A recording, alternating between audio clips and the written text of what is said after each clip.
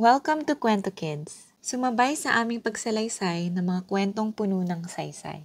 Kwento Kids is presenting with permission from Adarna House and the creators of this book. Author Rene Villanueva and illustrator Haru Sabihon. Nemo, ang batang papel. May isang pambihirang bata na ang pangalan ay Nemo. Si Nemo ay isang batang yari sa ginupit na dyaryo. Siya ay isang laruan, isang batang papel. Inggit na inggit si Nemo sa mga bata. Tuwing makikita niya ang mga bata sa palaruan sa paaralan, gustong-gusto rin niyang maging bata. Gusto kong tumawa tulad ng totoong bata. Gusto kong tumakbo tulad ng totoong bata. Gusto kong maghagis ng bola tulad ng totoong bata. Sabi nila, kapag may hinihiling ka raw na gusto mong matupad, kailangan sabihin mo ito sa pinakamalayong bituin sa langit. Kaya isang gabi, matyagang nagbantay sa langit si Nemo. Hinihintay niya ang paglabas ng pinakamalayong bituin. At nang makita niya ito, sinabi niya ang kanyang hiling. Bituin, bituin, tuparin ngayon din. Ako'y gawing batang masayahin. Pumikit ng mariing-mariin si Nemo.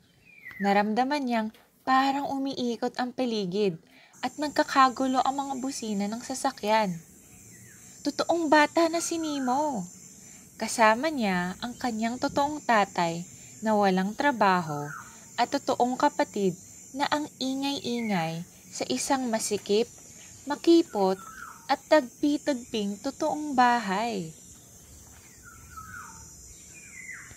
Huwag kayong tatamad-tamad, sigaw ng kanyang totoong tatay.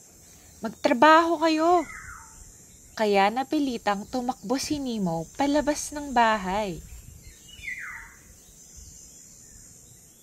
Palakad-lakad si Nemo sa kalye. Hindi niya pansin ang mga humahagibis na bus. Isip siya ng isip kung paano makatutulong sa kanyang totoong pamilya. Kahit bata pa, napilitang maghanap buhay si Nemo. Sa umaga ay nagtitinda siya ng dyaryo at sumasabit sa mga bus. Sa gabi ay nagtitinda siya ng sampagita at humahabol sa mga kotse. Pagod na pagod si Nemo araw-araw. Pakiramdam niya, pabilis na pabilis ang kanyang pagtanda. Kaya, naisipan niyang pumasok sa eskwelahan.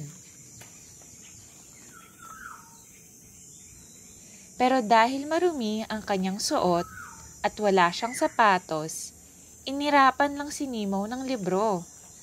Hindi ka bagay dito, sabi ng libro. Ang baho-baho mo. Nagalit sa kanya ang mesa. Ang dumi-dumi mo. Kaya napilitang tumakbo si Nemo. Nagtatakbo siya ng nagtatakbo hanggang makarating sa gilid ng dagat. Sinabi ni Nemo ang problema niya sa dagat, pero naghikab lang ito. Sumama si Nemo sa iba pang batang lansangan. Nagtitipon-tipon sila sa isang parke. At sa dilim ng gabi, nagsimula silang maglaro at magkantahan. Nalaman ni Nemo na marami palang batang tulad niya. Mga batang lansangan, mga batang kailangang maghanap buhay dahil sa kahirapan. Tinipon ni Nemo ang iba pang batang lansangan. Nang magkwentuhan sila, nalaman nilang pare-pareho pala ang kanilang gusto. Mapagmahal na magulang, maayos na tahanan, masayang paaralan, at sapat na pagkain. Sabay-sabay silang tumingala sa pinakamalayong bituin sa langit at hiniling nila ang lahat ng ito. Bituin, tuparin ngayon din, kami gawing batang masayahin. Sa isang iglap, ang mga bata ay naging batang papel. Inilipad sila ng hangin. Kay gaan-gaan ng kanilang pakiramdam.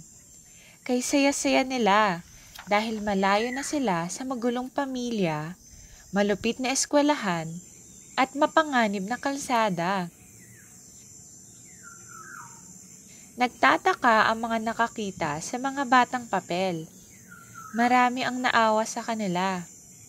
Pero ang hindi nila alam, mas maligaya ngayon ang mga batang papel, gaya ni Nemo, kaysa mga totoong bata na kailangang mabuhay sa malupit na kalsada.